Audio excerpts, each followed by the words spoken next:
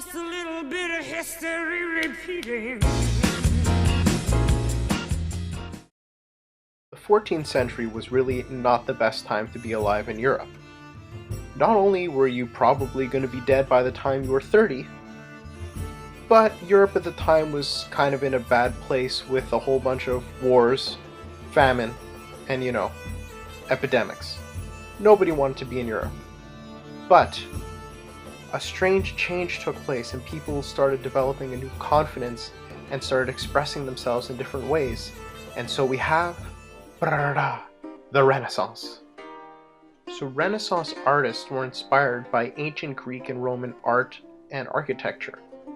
And their art moved away from being very religious to starting to be secular or non-religious. Artists started focusing on the human body and started inventing new artistic techniques to better demonstrate their skills as artists. We can also see Renaissance artists making use of new techniques such as perspective to represent 3 dimensions on a flat surface to give the impression of depth. Medieval artists didn't possess the skill to paint things in 3 dimensions or make use of perspective. We needed to wait for Renaissance artists to come up with this incredible technique.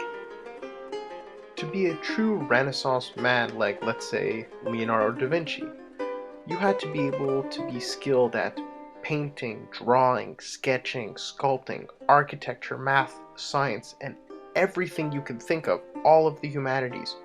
You had to be the best of the best.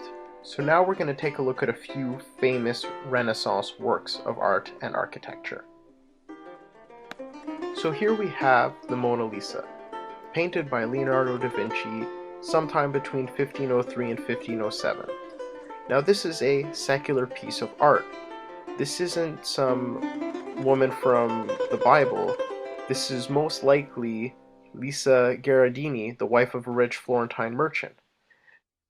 We can also see Da Vinci softening the outlines and color transitions by using a technique called sfumato to create this sort of hazy look of the Mona Lisa. So here we have Pieta, sculpted by Michelangelo sometime between 1498 and 1499. Now, this sculpture is housed inside St. Peter's Basilica. And this really depicts Renaissance art in the sense that this is also non-secular, so it's religious, and it really shows realism and detail towards the anatomy of the body. So this is St. Peter's Basilica, and it took 100 years to build this amazing church from 1506 to 1605. Now, it was built in Rome and Italy, and Michelangelo was in charge of the construction. Now, you can see that it's been inspired by the Greeks by the columns that are around, and because it's got a dome, you know it's Rome.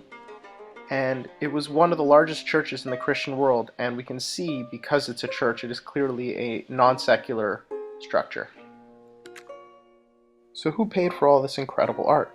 Well, Italy in the 15th century was ruled by these wealthy families, and the Pope himself built churches to show the power of Christianity, and Italian princes also paid for art to show their power.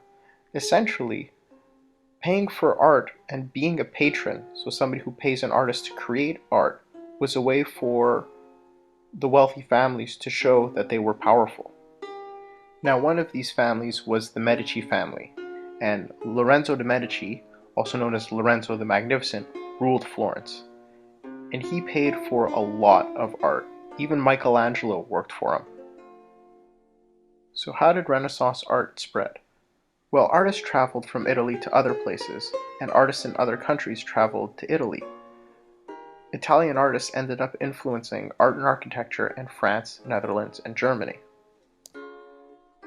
In France, we get castles like the Château de Chambord, while in the Netherlands, Dutch Renaissance artists like Jan van Eyck paint incredible portraits, such as this one of the Arnolfini marriage.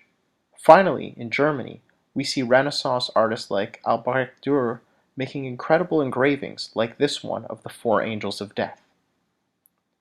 In the next video, we'll start looking at the humanists and how they changed the way we think today.